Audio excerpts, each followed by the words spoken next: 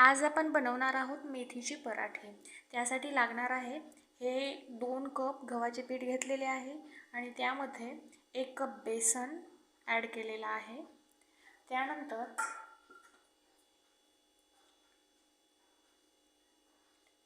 लाल तिखट, त्यानंतर हळद, त्यानंतर धनेपूड, त्यानंतर चवीप्रमाणे मीठ, त्यानंतर लागणार आहे आपल्याला ओवा, त्यानंतर लसण, त्यानंतर तीळ, त्यानंतर धनिया आणि त्यानंतर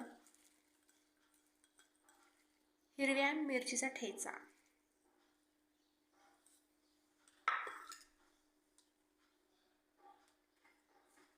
त्यानंतर आपल्याला लागणार आहे जिरं। हे सर्व जिन्नस एकजीव करून घ्यायचे। हे बघा अशा पद्धतीने हे सर्व एकजीव करून झाल्यानंतर यामध्ये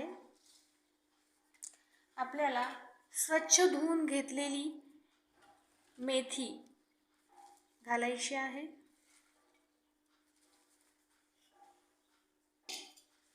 त्यानंतर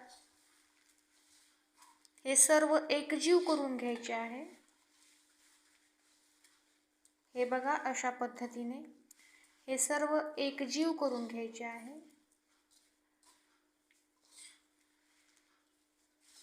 यामध्ये जो आपण हिरवा ठेचा टाकलेला आहे त्याने मेथीच्या पराठ्यांची चव आणखी खूप छान येते। तुम्ही एकदा करून पहा अशा पद्धतीने। त्यानंतर हे मिक्स झाल्यानंतर थोडंसं पाणी ॲड करायचं आणि थोडं पाणी करून याचा एक डो बनवून घ्यायचा अशा पद्धतीने। तुम्ही पाहू शकता अशा पद्धतीने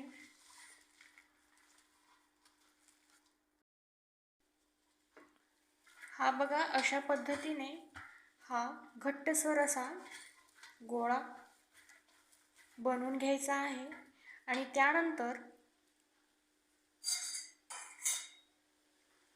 थोडंसं यावर तेल टाकायचं आहे। आणखी एकदा हा डो मळून घ्यायचा आहे। मळून झाल्यानंतर 15 ते 20 मिनिट हा गोळा असाच ठेवायचा। 15 ते 20 मिनिटं असं झाकून ठेवल्यानंतर येथे आपले 15 ते 20 मिनिट झालेले आहेत। त्यानंतर याच्यावर आणखी थोडंसं तेल टाकून याला मळून घ्यायचं आहे।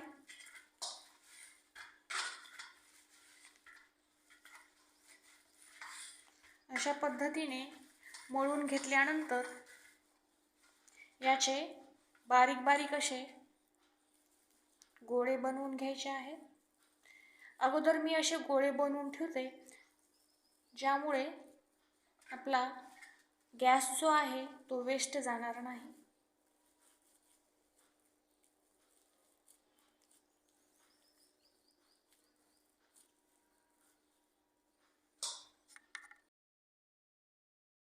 अशा पद्धतीने गोळ्याला पीठ लावून असा लाटून घ्या। अशा पद्धतीने हा पराठा लाटून घ्यायचा आहे। तवा गरम झाल्यानंतर त्यावर हा पराठा असा टाकून घ्यायचा आहे।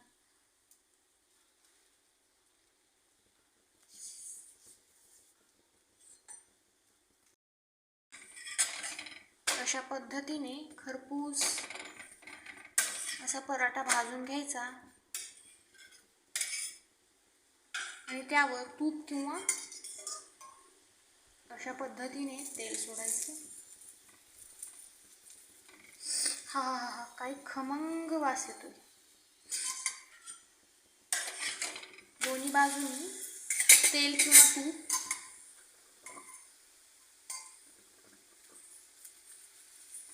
असं लावून घ्यायचं आहे.